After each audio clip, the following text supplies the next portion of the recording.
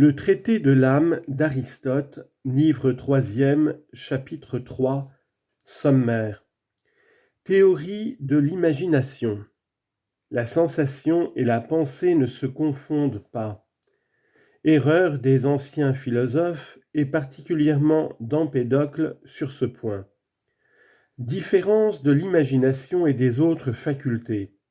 La sensation, la science, l'entendement, l'opinion. Nature propre de l'imagination, ses rapports à la sensation, étymologie du mot imagination. Comme en définissant l'âme, on s'occupe surtout de deux facultés différentes, la locomotion et la pensée, jugement, sensibilité, on pourrait croire aussi que penser et réfléchir, c'est une sorte de sensation. En effet, dans les deux cas, l'âme distingue et connaît toujours quelque chose. Et les anciens n'ont pas hésité à croire que réfléchir et sentir, c'était tout un. C'est ainsi qu'Empédocle l'a dit, la sagesse s'accroît dans l'homme quand l'objet est présent. Et ailleurs, de là vient pour eux qu'ils peuvent toujours réfléchir à des choses différentes. Homère ne veut pas exprimer une autre idée quand il dit « telle est la pensée ». Ainsi, tous ont supposé que la pensée était corporelle comme l'est la sensation, et que le semblable sentait et comprenait le semblable, ainsi que nous l'avons dit au début de ce traité. Ces philosophes auraient bien dû s'occuper en même temps des méprises des sens et de la pensée, car c'est là surtout ce qui est propre aux êtres animés, et c'est dans l'erreur que l'âme est le plus ordinairement plongée. Dans cette doctrine, il faut ou que tous les objets tels qu'ils nous apparaissent soient vrais, ainsi que quelques-uns le prétendent, ou bien il faut que ce soit le contact du dissemblable qui produise l'erreur. Car c'est là la théorie contraire à celle qui veut que le semblable connaisse le semblable. Il paraît aussi que l'erreur sur les contraires est la même, ainsi que l'est la connaissance des contraires. On voit donc que sentir et réfléchir ne sont pas des choses identiques. L'un, en effet, appartient à tous les animaux, et l'autre, au contraire, est réservé à quelques-uns. Mais penser ne se confond pas non plus avec sentir, puisque la pensée peut admettre le bien et le mal. Le bien dans la pensée, c'est la sagesse, la science et l'opinion vraie. Le mal, c'est le contraire de tout cela. Or tout cela ne peut pas du tout se confondre avec sentir. La sensation des choses particulières est toujours vraie, même dans tous les animaux. Mais on peut faire aussi un usage erroné de la pensée, et cette faculté n'appartient à aucun être qui n'ait eu en même temps la raison. C'est que l'imagination est tout autre chose que la sensation et que la pensée. Elle ne se produit pas, il est vrai, sans la sensation, et sans elle, il n'y a pas de conception. Mais on voit facilement que l'imagination et la conception ne sont pas identiques. L'imagination ne dépend que de nous et de notre volonté, et l'on peut s'en mettre l'objet devant les yeux, comme le pratiquent ceux qui traduisent les choses en signes mnémoniques et inventent des symboles. Mais avoir une opinion ne dépend pas de nous. C'est un fait nécessaire, l'opinion pouvant d'ailleurs être vraie ou fausse. Il y a plus. Quand notre opinion se rapporte à quelque chose de terrible et de redoutable, l'affection dont nous sommes aussitôt saisis est pareille à l'objet, et de même quand nous avons opinion de quelque chose de hardi. Au contraire, lorsqu'il s'agit d'imagination, nous sommes comme de simples spectateurs qui voient représenter en peinture des choses terribles et effrayantes. Il y a aussi des différences dans la conception elle-même. Par exemple, science, opinion, sagesse et leurs contraires, différences dont on parlera dans un autre lieu. Quant à penser, comme c'est tout autre chose que sentir, et que l'on y peut distinguer l'une par l'imagination et d'autre par la conception, nous parlerons d'abord de l'imagination et nous parlerons ensuite de l'autre. Si l'imagination est la faculté par laquelle nous disons qu'une image se présente ou ne se présente pas à nous, et ce mot n'est ici qu'une simple métaphore, elle est une faculté ou une habitude de ces images qui nous fait juger, c'est-à-dire connaître le vrai ou le faux. Or, les facultés de cette espèce sont la sensation, l'opinion, la science et l'intelligence. D'abord, elle n'est pas la sensation, et voici pourquoi. La sensation est ou une simple puissance ou un acte effectif. Tels sont la vue et la vision. Mais une image peut quelquefois se produire pour nous, bien qu'il n'y ait ni puissance ni acte. Et l'on peut citer par exemple les objets qui nous apparaissent dans les songes. De plus, la sensation est toujours présente, l'imagination ne l'est pas toujours. Ajoutez que si l'imagination se confondait avec l'acte de la sensation, elle pourrait appartenir à tous les animaux. Or, il ne semble pas que tous sans exception la possèdent. La fourmi, par exemple, l'abeille, le ver. En outre, les sensations sont toujours vraies. Les représentations de l'imagination, au contraire, sont fausses pour la plupart.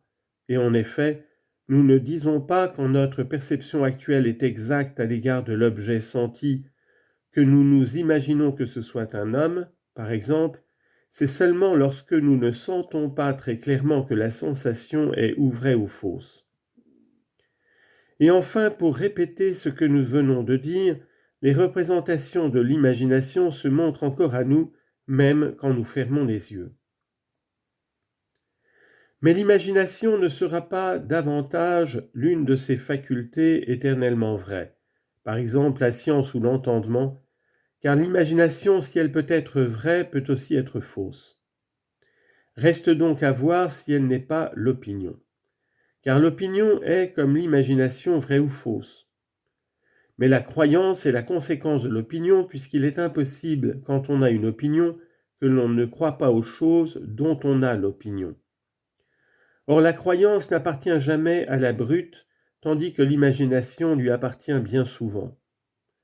De plus, si la croyance accompagne toujours l'opinion, la persuasion accompagne la croyance, comme la raison accompagne la persuasion.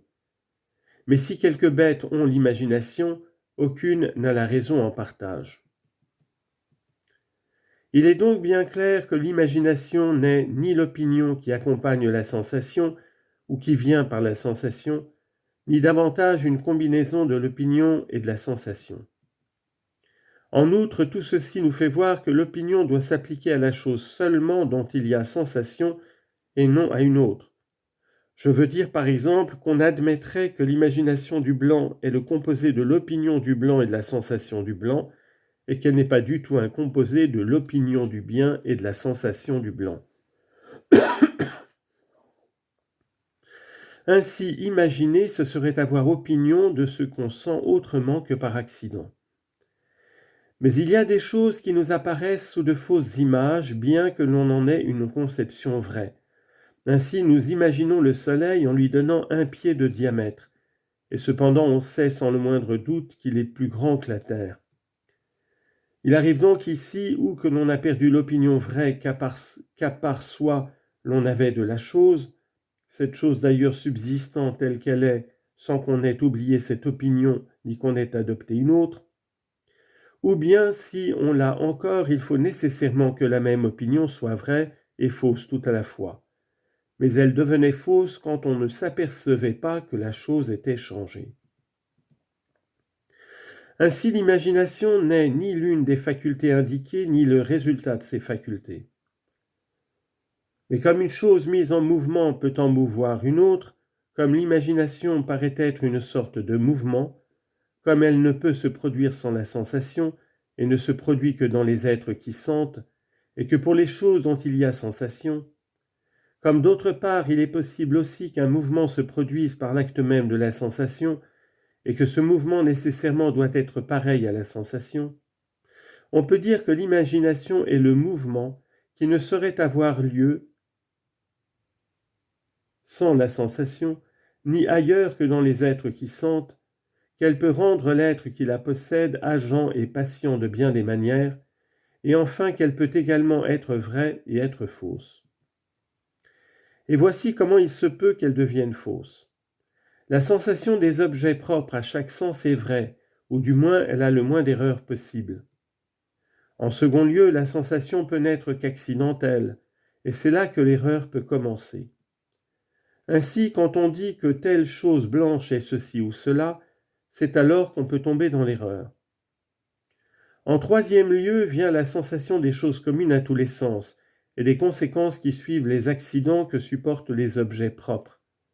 Je veux dire par exemple le mouvement et la grandeur, qui sont les accidents des objets sensibles, et pour lesquels il y a surtout chance qu'on se trompe dans la sensation. Mais le mouvement produit par l'acte de la sensation différera de la sensation qui vient de ces trois sources. Le premier mouvement, celui de la sensation présente, est vrai, mais les autres, que la sensation soit ou ne soit pas présente, peuvent être faux. Mais ils le sont surtout quand l'objet de la sensation est éloigné. Si donc l'imagination est la seule à remplir toutes les conditions indiquées, et qu'elle soit tout ce qu'on vient de dire, elle peut être définie un mouvement causé par la sensation qui est en acte. Mais comme la vue est le principal de nos sens, l'imagination a reçu son nom de l'image que la lumière nous révèle, parce qu'il n'est pas possible de voir sans lumière. Et parce qu'elle subsiste dans l'esprit et qu'elle est pareille aux sensations, les animaux agissent très souvent par elle et par les sensations. Les uns parce qu'ils n'ont pas l'intelligence en partage, comme les bêtes brutes, les autres parce que leur intelligence est quelquefois obscurcie par la passion, les maladies ou le sommeil, comme les hommes. Bornons-nous à ce qui précède pour expliquer ce qu'est l'imagination et comment elle se produit.